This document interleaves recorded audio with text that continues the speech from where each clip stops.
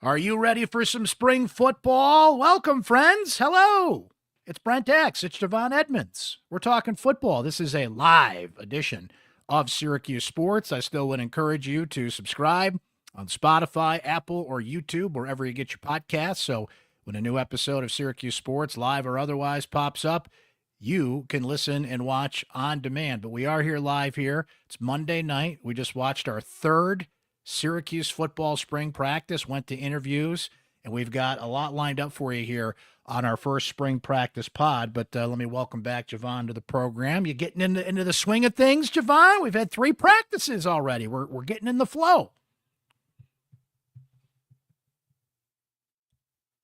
Good to be back in a building, in a facility. Spring ball you don't get much from.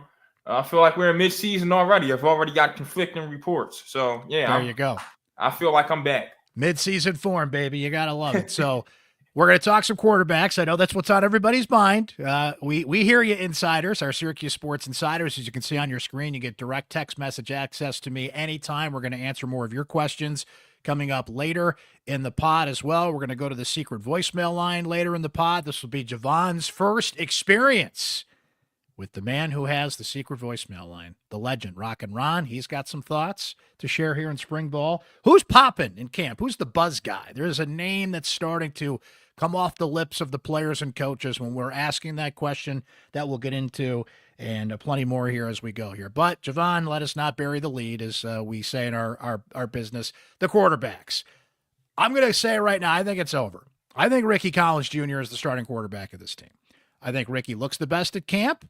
I think Ricky is the guy. Now, from the limited viewing we've seen, I want to stress this, we do not get to see team periods. There is a part of camp that we are not privy to. So basically, we get to watch for about a half hour-ish, and then they escort us out, and then they practice for about another hour or so, and we come back later for interviews, right? But from what I've seen and from what I've heard, Ricky Collins is getting the runs with the top team, not that MJ Jr. is not.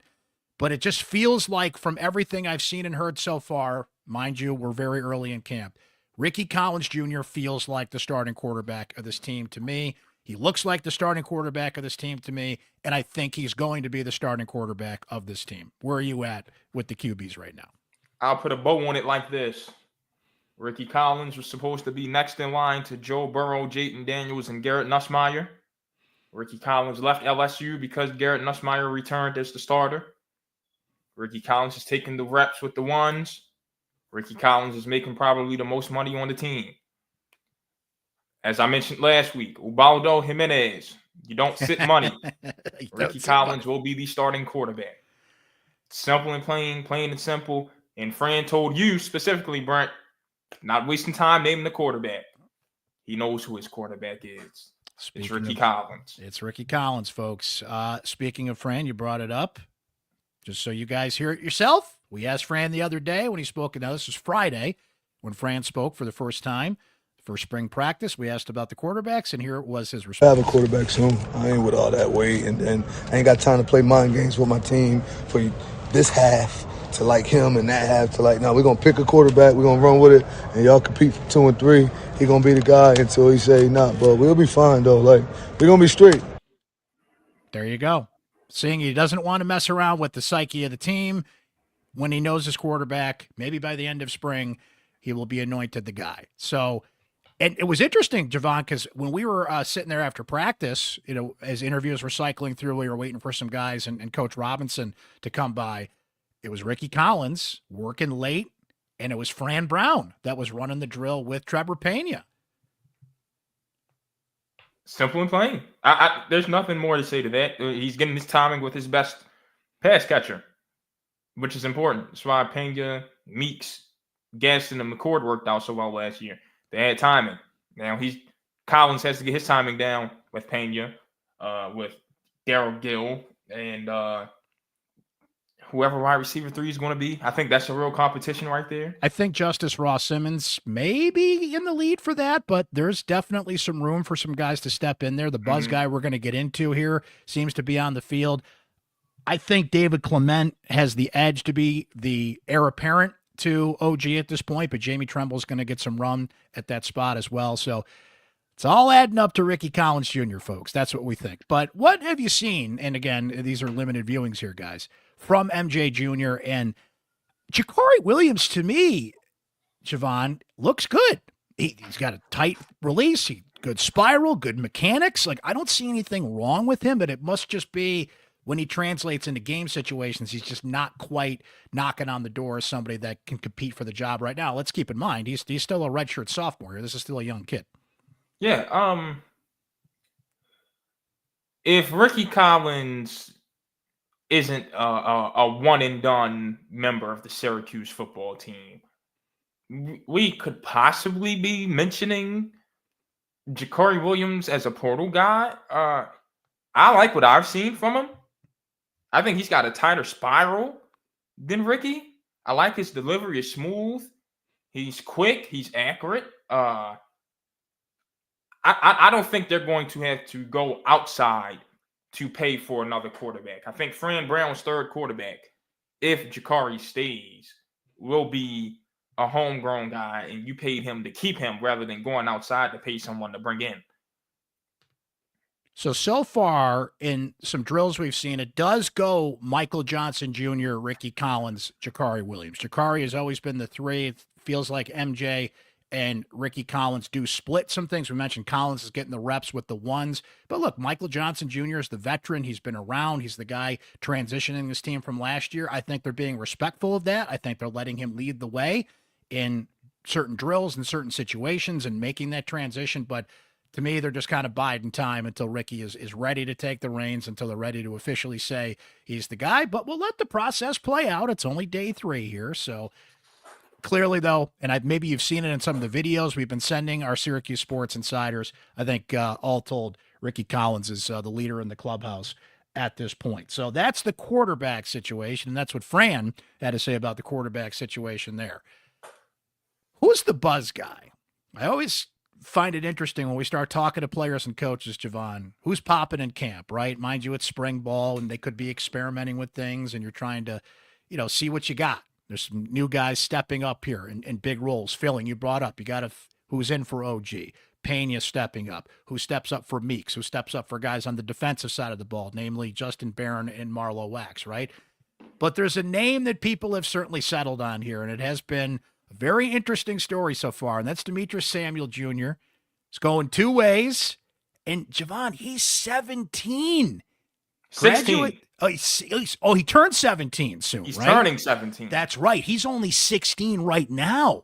So think about this. You got a 16, soon-to-be 17-year-old kid, walks into his first spring ball early, graduates early to get in the spring, and he's going 2 ways. And they're putting a lot on him. And we talked to Deuce Chestnut, mentioned his name tonight. Derek McDonald mentioned his name tonight. Coach Robinson, we certainly asked a couple questions about him.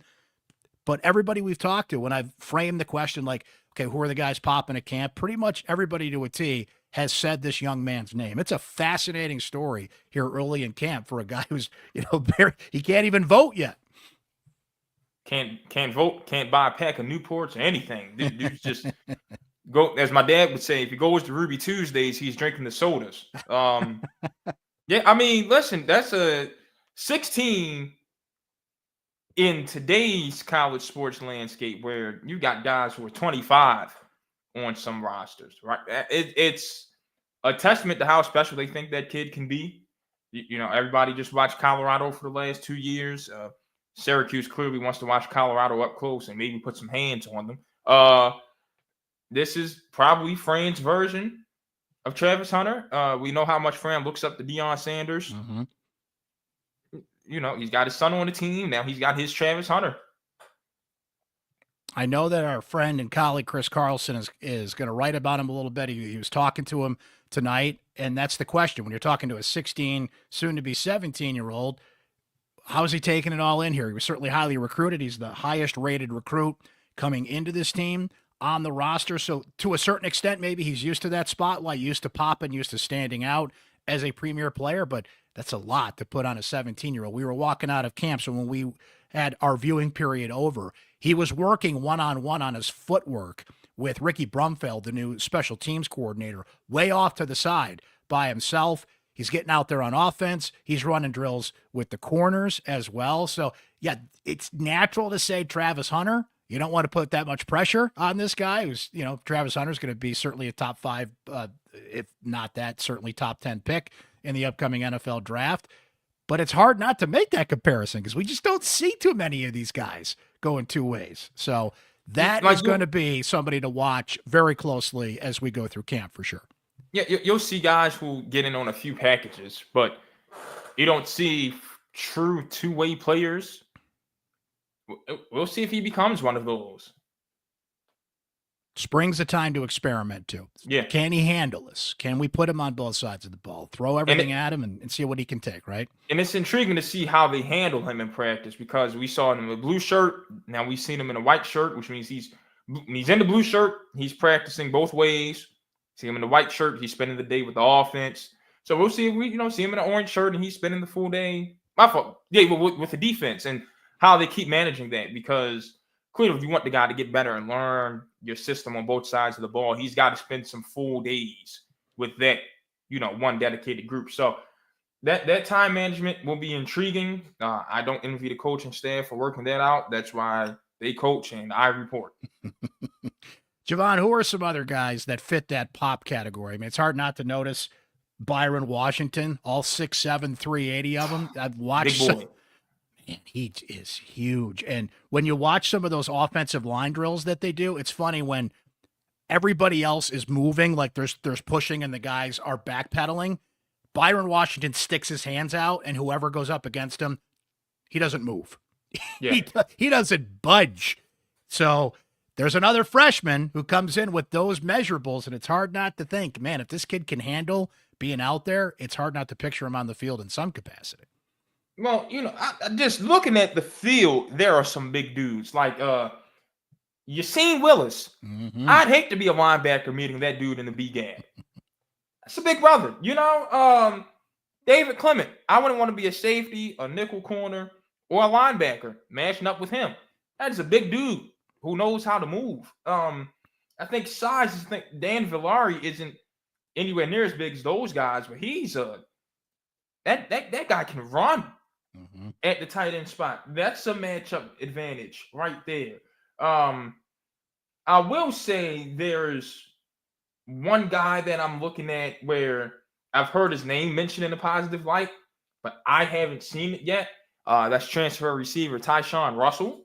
Like his first day, we saw, the brother couldn't catch a cold. The second day, just the energy was off. We saw the wide receivers coach Miles White pull him from a walk-through drill. Excuse me. Today was way better than any of the first 2 days for him. So interested to see him pick it up because his teammates have said nothing but positive things about him. And you have to earn that. So I'm interested to see how he turns out. And Jamie Trimble was my last person that I've looked at him like, okay, this guy can be something. Just everything you're looking for in a tight end, I like what I see out of him. So you got Clement, who's 6'6", 256. Tremble, who is 6'4", 6'4", just looking at here, 210, right? Yeah. And that, I should jump into the questions here, Javon, because we did somebody who asked, you brought up Valari's name here, and my apologies to our Syracuse Sports Insiders because I forgot to ask this question, but said, will we see a bigger role for Dan Valari going forward? I was disappointed in what we got out of him last year compared to what was expected. Valari played such a huge role in transitioning Javon from the Dino Babers era to the Fran Brown era. He had to go out there along with LaQuint Allen and basically just jerry-rig an offense together at the end of the 2023 season because they had major issues injury-wise at quarterback, right? So Valari and LaQuint Allen were out there running like the Wildcat offense, like a 1930s style offense. Valari made no bones about the fact, so the last press conference at the end of that season, when they barely got over the finish line and qualified for a bowl game, he called out some people in terms of leadership was needed and how they needed to step up in a number of ways. So he helped lead that team into the Brown era, and in comes all these transfers and different players that kind of met that expectation that Valari was talking about. Unfortunately, in the passing game last year, he had some issues with drops, certainly stepped behind when OG emerged as the main pass-catching tight end. But Valari's a guy you want around. Like we mentioned that drill that Ricky Collins was running. Valari was out there doing it. The other day when it was kind of, sorry guys, I was kind of eavesdropping on you. Ricky Collins and Dan Valari were chatting while Ricky was waiting for his term at the podium, and they're just talking ball. They're talking about routes and where he needs to be. And it's just, Valari is somebody you want involved, but you just said the two names, Clement and Tremble. I don't see how he gets on the field over those guys. They're just so much more physically imposing at this point. Yeah, unless he goes just, classic Greg Roman. If Jeff Nixon goes classic Greg Roman and hell, just throw 3 tight ends out there. I'm with you. Why not? Yeah, why not? So good question there from our Syracuse Sports Insiders. We'll get to a couple of more of those coming up here. Javon, another thing that people have really been buzzing about during the spring, Fran Brown responds to Deion Sanders and says, sure, we'll come out to Colorado for a little spring ball, right? And this has turned into not just a topic of conversation about why not and changing rules and setting a precedent and matching up with somebody else other than yourself. You asked Coach Robinson about that tonight, about getting to play another team if they have that opportunity. It is now at the point where Syracuse and Colorado have filed the paperwork. They have sent their intentions to the NCAA. We want to do this. They're challenging a bylaw, which these things don't change unless somebody officially challenges a rule on the books. And now it's in the NCAA's hands, which we know how that can go, right? But what do you think just the possibility of this happening and that Fran Brown and Deion Sanders could step in here and flip the game on its head a little bit? And if they do it and it gets approved, then we are going to see the proverbial tidal wave here of other teams that are going to step in and do this. Pandora's box is going to open wide open and everybody's going to jump on doing this. And why not? They should. Yeah, but well, first things first, if it happens, I hope we're on a flight out there because that's going to be the biggest cookout of the spring. There you go. That's first of all. Boulder in spring, baby. I'm there. And those two guys, Fran and Deion, they want to be able to show the country how it can be done. So if I were to make a case for the NCAA, right, I'd do it simply by this. Brent, how many spring games have you willingly chosen to watch in your life? It's a short list. And how many do you see on TV every year? I come across a bunch and I get excited at first because I'm like, oh, football. And then about 10 minutes later, I'm like, why am I watching this? Yeah. Yeah. ESPN, Fox, NBC, CBS, they spend a lot of money on their college football packages, turning these spring games into scrimmages would make them happy. It'd make fans happy. It's another stream of revenue for the programs. It's a great benchmark to see where your team is. And you see it in the NFL. And college sports are becoming so much like the pros now. But with that aside, it just makes sense. Like, why wouldn't Temple be able to bring FCS Villanova over for a scrimmage in the spring game? Why wouldn't Syracuse be able to bring Sacred Heart over for a scrimmage? Or Colorado be able to bring Northern Colorado? Like, let these teams see what they look like against someone else before they go into fall camp to really get a feel for where they are as a program. I don't see an issue with it, but the NCAA doesn't make sense on many things these days. Like, why is the transfer portal open while teams are getting ready for the college football playoff, or while teams are going to why is Justin Pippen saying he's transferring from Michigan basketball when the Wolverines are prepping for the Sweet 16? Yeah. Because you got coaches doing the same thing, right? So, yeah, exactly. When has the NCAA made sense in doing this? And just the fact that Syracuse would be at the forefront of it. See, this is where, and we've got a texter that makes a similar point here, but Javon, this is where Fran gets it, right? Even if it doesn't happen, just to bring up the possibility of it, to attach himself to Deion Sanders, everybody's buzzing about it. Everybody's talking about it. And at least not only are you challenging the NCAA and the system to do it, you're on the lips of everybody that's covering college football right now. And it does kind of get everybody thinking like, yeah, why don't they do that? That's a great idea. Fran and Dion talked about having financial literacy courses, making an academic situation out of it, life lessons that would be there. This is similar like an NFL team in training camp, as you brought up. You know, the Bills and the Steelers will practice together, then play that preseason game a couple days later, right?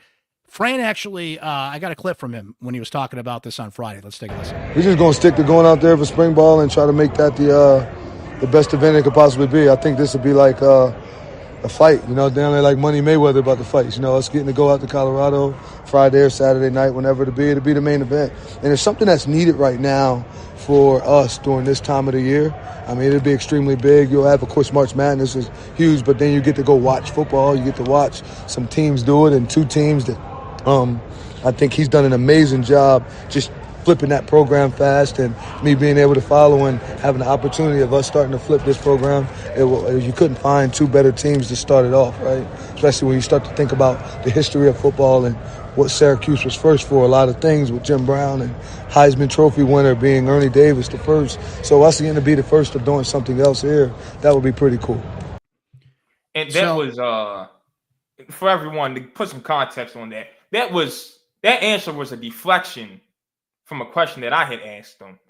I had asked Fran, if this spring thing doesn't work out, have you and Dion talked about the possibility of scheduling a home and home series for the regular season? So I do want to throw that out there because I know someone's going to ask what an answer. That is the answer he gave to that question. Which would be a bigger deal if it happened, but this is a nice plan B, if you will. Now, it's March 24th. Getting a whole football team out to Colorado for 3 days. There's some logistics involved in that. Colorado's spring game is April 19th, which, by the way, is already slated for ESPN2. You brought that up earlier.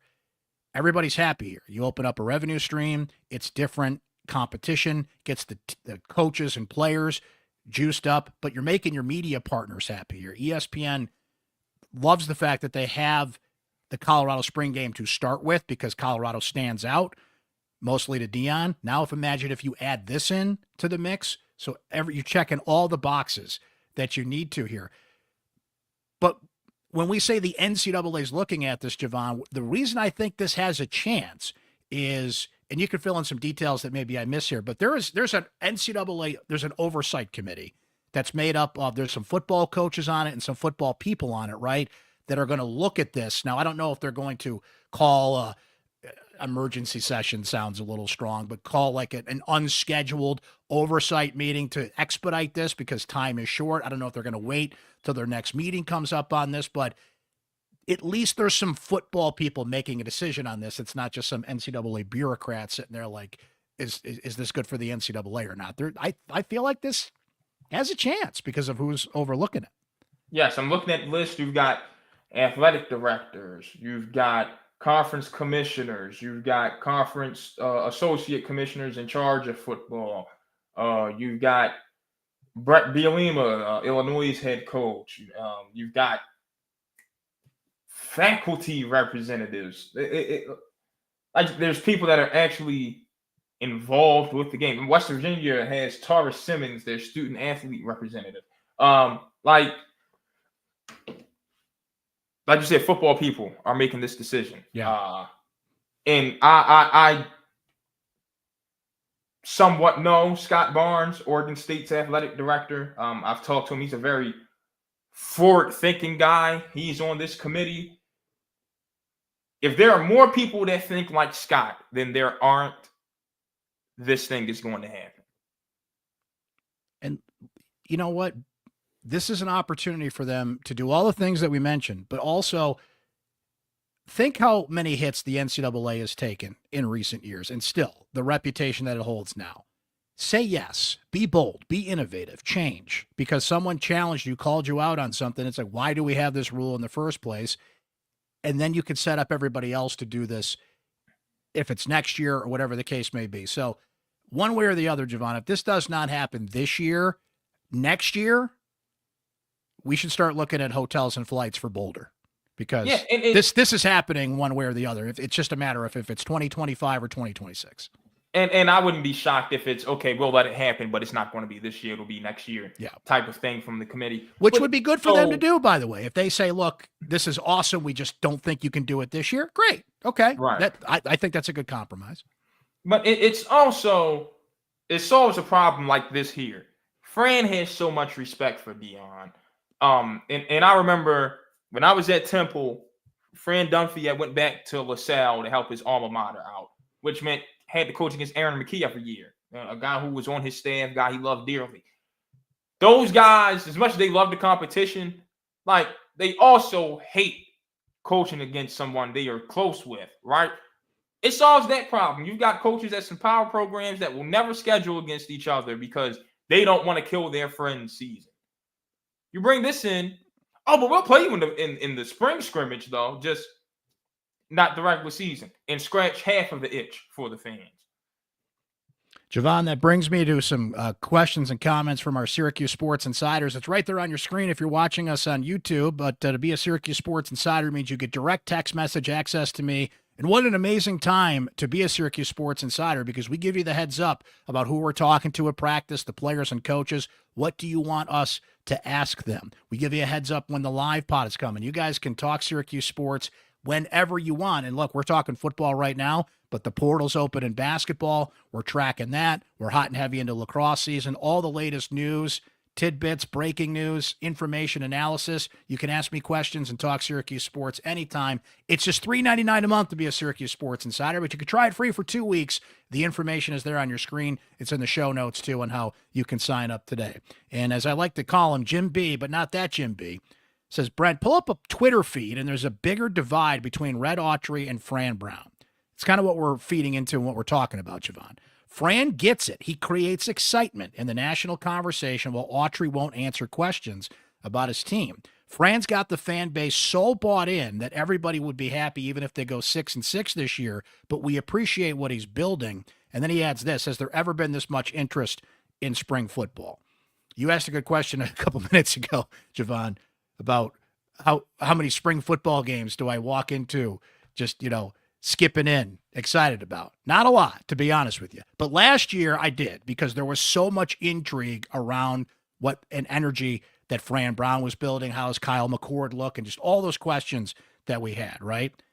To answer Jim's question, this is unequivocally the most attention and the most popular spring practice that fans have wanted to know about, and that ranks a close second or 1A to last year, right? And look, there's always buzz and interest when there's a new coach, but you win 10 games, and the way, to Jim's point, Javon, that Fran does things, gets attention, winners get washed. Let me respond to Dion. Let me say something or do something that he knows will get picked up and aggregated and discussed on social media and creates a buzz. That's unfortunately something that's not happening on the basketball end right now. Now, they go out there and grab a couple guys out of the portal. If Kiyan Anthony comes in the fall and turns out to be every bit of a star, I don't want to say as his dad, that'd be a heavy comparison, but is a guy that can play right away and the buzz starts coming back in hoops, maybe that'll happen. But I think Fran is just so good at this game.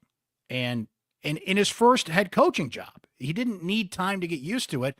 He steps up to that podium, and I feel like every time he does, Javon, something's going to come out of that people are going to be talking about for the next 2 or 3 days. Yeah, so here's my thing.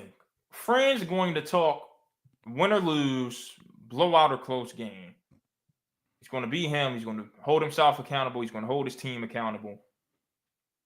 He's going to speak to the media, but more importantly, he's going to speak to the fan base through the media. When I look at Adrian Autry, I don't cover the team. I haven't been to a Syracuse game under his regime. But from the outside looking in, we all have teams we root for. Don't be up there happy-go-lucky when everything's going your way.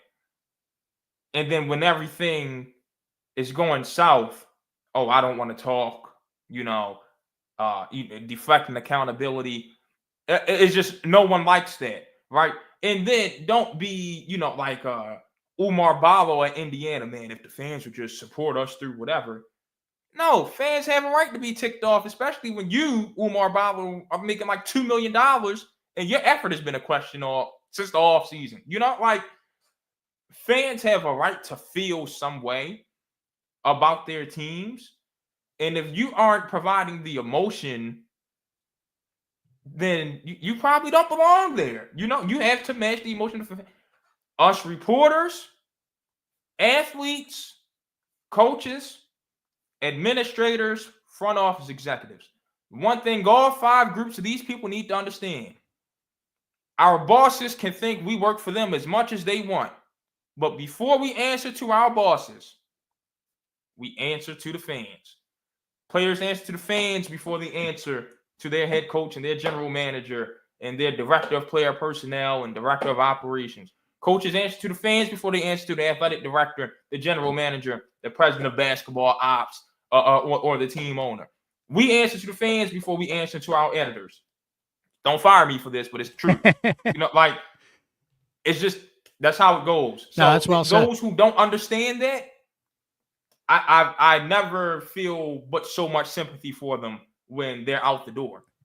When Autry punted on being asked to send a message to the fans when their season ended in the ACC tournament, Come on, people that stuck with people, and again, they've got a chance here. The portal's open, and you can turn things around real quick if you give people hope that you are turning it around. But that wasn't good, and I just think there's a distinct difference there, as Jim pointed out with his question, between Fran and Autry right now. Now we're getting to a basketball discussion, but that's fine.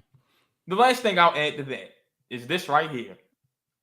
If you can't sell a dream to a fan, how the hell can you sell a success story to a recruit? A fan base that you're not only asking to invest in to watch your games, but to help pay those players that you're going after, right? Good points around there. TK says, couple of questions, guys, and he notes that Collins does look pretty good. One, how's the offensive line looking? Last year, quote, SU looked like a big football team. How about this group? And his second question is anything about punters, place kickers, and special teams, which we did get a brief look at today, Javon. And I was keeping an eye on Trip Woody, the transfer kicker they brought in from Iowa. He's a freshman, 5'9", smaller guy. Jackson Kennedy is back from last year's team, and they went through 3 kickers last year. That was one issue that Syracuse had, hence part of the reason they have a new special teams coordinator this year. So I'll start with that. I think it's a work in progress. I got to see more special teams. I think some of the blocking that we saw today was something they're working on. I saw, now I wasn't like keeping official tabs here, but I saw Tripp miss a few kicks, both indoors and outdoors today. So I think he's still getting his bearings. Pena is going to be back there returning punts as he was last year, as Emmanuel Ross will be as well. Did you see anything from special teams that popped when we were watching it today? And then we'll address the offensive line part of that question too. Yeah, so Fran knows his special teams is the weakest part of his team. He wants to do a complete overhaul. He wants to be more invested in that overhaul. It was like I was telling you and Chris when we were leaving the facility today. I don't know if the punt block unit is good or if the punt protection unit is bad. And you want to figure that out before the season starts. You don't want that answer to come in the season, because more than likely that's going to mean it's the worst of the two, which is the punt protection unit is bad. So they're going to need to figure that out, because if contact were allowed, we were looking at 3 or 4 block punts. Yeah. In that short period of time that we were out there. Work in progress for sure. New coach, settling things in, but yeah, we're kind of looking at each other out there like it got to the point where one guy had to get yelled at, like, hey, ease up before you touch the punter. Don't touch the punter. And that's what I was wondering. Are they doing this on purpose? Was it a drill where they're saying let them through so they're under pressure and they were simulating that? That's not what I saw. But again, that's one of those, it's March 24th. They got time to work on that, but you don't want to be working on that. You don't want to be building the plane while you're flying it, and that's what they were doing on special teams a year ago. So you want to see that tightened and buttoned up. So good question there. And as far as the offensive line, we kind of brought it up earlier with Byron Washington out there. There's definitely size on that line. I do want to spend more time focusing on the offensive line at some point this week or soon at a practice, Javon. But there's some parts they got to move around there. There's some issues that have to be settled on that offensive line just by, graduation and guys moving on from last year's team. And again, does Washington play his way into a role? Dale Williams, the offensive line coach, likes to mix guys in there, get 7-8 big bodies in there. So that will be something that will kind of come along as we go. I did talk to Mark Petrie the other day, who's back, and that's an added veteran presence that they needed. Speaking of the NCAA, he had to fight with the NCAA a little bit to get some eligibility to come back. So they've got some leaders and a mix of young guys trying to step in there and show that they can do their thing. Our readers and listeners and subscribers aren't going to want to hear this. Offensive line and defensive line may be the two toughest positions to evaluate during spring ball because there's so little contact. And that's the positions where they're gladiators. They're doing this the whole time.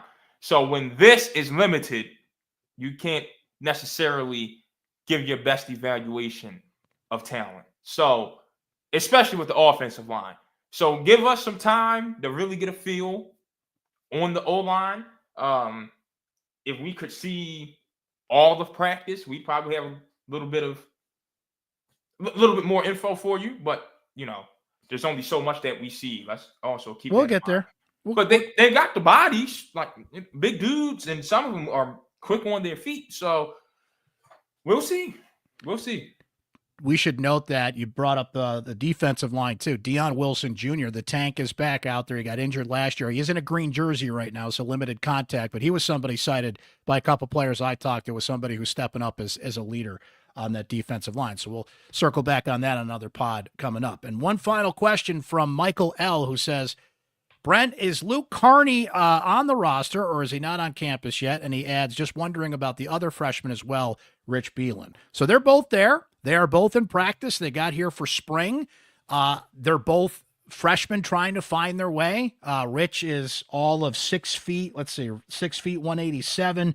Carney, 6'2", 205. And we've mentioned the big numbers that Carney put up at Texas high school football and won 4 state titles there, and somebody that comes in with some accolades, and it's good that he's getting a jump start on things. What I've noticed, though, Rich is just somebody who's got to develop and get bigger, and we'll see how that goes. He was a noted player in the state of New York. He's certainly a productive player. I forget the high school he comes from off the top of my head, but Carney, I've noticed, and again, I'm not Jordan Palmer here, Javon, but he does have an interesting delivery. I think he's trying to the best way I could put it is, I don't know. I'm trying to describe. I'll have to send some video to our insiders and let you guys see it. His delivery there's some work to be done on. He's got to tighten it up. I'll put it that way. And he's a freshman in his first spring practice, firmly fourth, though, on the depth chart. We mentioned how it goes. MJ, Ricky, and Jakari in most drills with Ricky, the firm number 1 overall at this point. But we'll keep an eye on him in camp and see how they progress. Yeah, Rich Beelan, small dude. Very small. All right, I think that is all of our questions, but we've got one more treat for everybody, Javon. Ladies and gentlemen, to the secret voicemail line we go. This is Javon's first experience with the legend, Rock and Ron. So this is how this works. Rock and Ron is one of the very few people that have the secret voicemail line. When I see that Rock and Ron has left us a voicemail, I don't listen to it.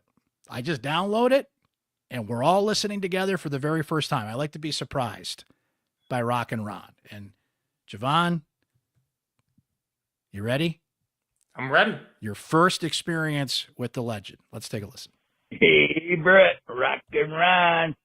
Just sitting to say hey down here to you guys up there and introducing myself to Javon and back at Chris again. And looking forward to starting this season off, starting with the practices and the recruits that are in and what's looking good. So I'm really getting excited again. And I also want to let you know that I enjoy your podcast on the lacrosse, men's lacrosse. I'm learning a little bit more about that and a little bit more excited. But thank God, I really needed to get me through the other season there. And looking forward to the football season here. So get really excited. I know they're not expecting a lot out of this team, and they shouldn't be, only because that's how you build a team. And he's building one mean team, and I'm getting excited down here. So, again, guys, hang in there. I'm looking forward to throwing a few old questions down to you and my input on what's going on down on the field during the game or whatever. And we'll talk to you soon. Later. There he is, the legend, Rock and Ron. It's spring football for him, too. He's warming up. He's thinking of some questions, but he's letting us know he's out there, he's listening, and we appreciate that as always. Rock and Ron, my man. I wonder who else wants the secret voicemail line. If you ask nicely, maybe I'll give it to you. I'll just say that. But that's I wish there were a way to hold auditions for who gets the rights to the secret voicemail See, line. that's it. You know, we both have radio backgrounds, and there's nothing that makes a radio show like a great call-in. Exactly. You know, when I was at Sirius XM, we had a few. The one that I always remember is Joe from Bayonne. You just got to have him. Dave from Detroit. Yeah, you just got to have him. You do. You got to have him. And again, a big shout out to Stephen North Syracuse, who's one of the legendary sports radio callers in Central New York, who unfortunately passed away last week. We wrote a story about him. I mentioned him on the pod as well. You need those characters on pods. So if you do want the voicemail line, Javon just said it, we might have to try out a little bit, see how it goes. And then if you pass the test, you too can be featured here on the pod. But our Syracuse Sports Insiders get featured anytime. Great questions so far through spring ball, guys. Keep them coming. Anything you want to know that you want Javon, Chris, and I to ask about, players and coaches to keep an eye on at practice. There's still plenty more to do and to keep an eye on and report on. So please let us know what you want us to do at Syracuse Spring Practice.